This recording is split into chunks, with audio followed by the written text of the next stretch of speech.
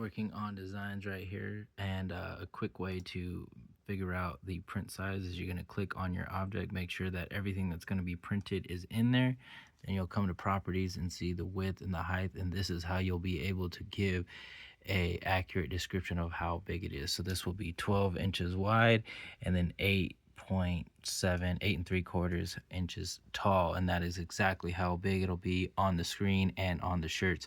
And this way you can send it to your client a good estimate or a good idea of what it's going to be on the t-shirt. Getting ready to do an order for one of our friends out in Laguna.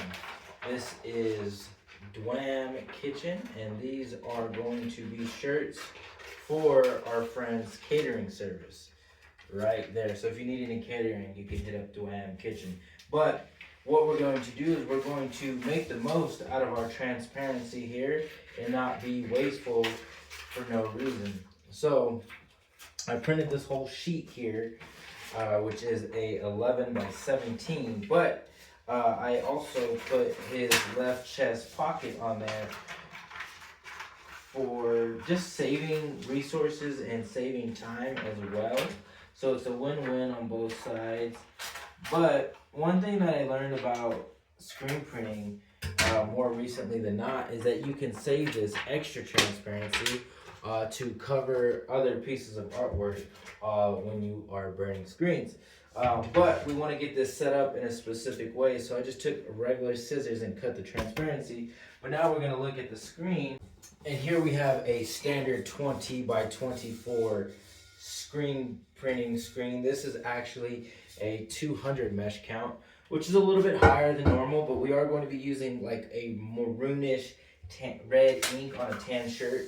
And those inks are going to be a little bit runnier, so we want to make sure that we have the mesh count to kind of support that. This is a little high. You could probably do 160 and be fine with it. You might press a little harder with this 200, but this is what I have right now.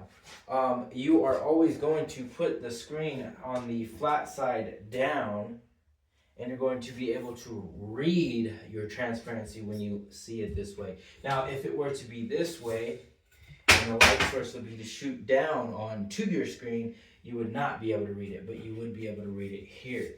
So yeah, let me get this set up real quick, and I'll show you guys a little bit more on the other side. We're gonna print on this shirt. Okay, so we're gonna have a back print, and we're going to have a left chest. But we have to flip them on the different sides of the screen because we won't be printing them at the same time. So when we pull down of the screen in the clamp, this would be the left side. So there you go, we'll put that right about there. That looks a lot better. So when you pull it down, the shirt would be right here, that'd be the left side.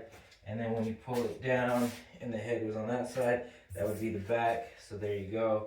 All right, let me just show you guys real quick what that looks like.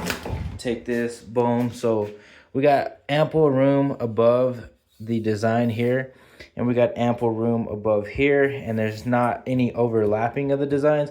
If you were to overlap the designs, you would run into a problem. But here you go. We're gonna shoot this real quick. So for my setup, what we're going to do to burn our screen is we're going to throw this t-shirt on. This is going to keep all of the light in, and we're going to take these smaller boards and press them against the screen mesh as well as the transparency, and that is going to give us a little bit of pressure, but more direct pressure with the smaller inside the screen. And then we're going to throw this bigger guy on, and we actually have two totally different items. Boom, right there. And then we have this last heavy piece of metal. The reason why we're stacking weight on top of the screen is to create positive contact on the mesh as well as the transparency. The better or the closer they are, the better result you're going to get in terms of burning your screen. We're going to turn this light box on, this UV light, for a total of 36, well, we'll do 35 seconds on the 200 mesh count. But typically we do 36 seconds on 110 to like 150, 160. When we start going up after that, 180, 200, we do 35. And then 305s, we do about 34 seconds. Anyway, this is what we're going to do. We're going to shoot it and then we're going to go wash it out. All right, we set our timer and now we have 35 seconds on the clock. You're not going to move it. You're going to let this stay stacked and you're going to make sure you got your hand on the off button because you don't want to go over. So we'll see you on the other side. After we burn it, shoot it for 36 seconds. We take it over here to the washout booth. Get it wet, let the emulsion get solulated by the water, and that allows it to fall out. So you see it's a little bit lighter here versus here. There's still emulsion there, and eventually we will blow all of this out. You're gonna wet both sides, and you're gonna shoot from this direction, and you're gonna let all that emulsion fall out.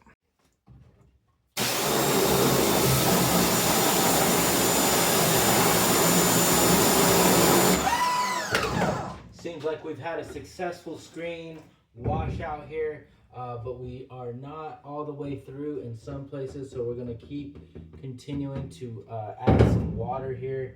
But some of the tougher spots, I'm just going to give it a little bit of a tap. That allows it to kind of just break up without getting it too crazy, so you don't have to really scrub it.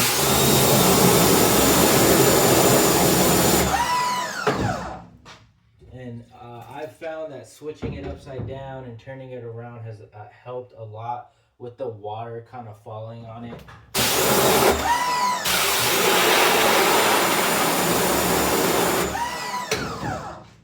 There we go. It looks like we are good to go. Actually, what I'm going to do is I'm going to turn this off and I'm going to actually just slowly clean it up. So we have the best screen possible. I see one pinhole right here for sure. So we want to take care of that. I'm going to give that a little bit of a tap.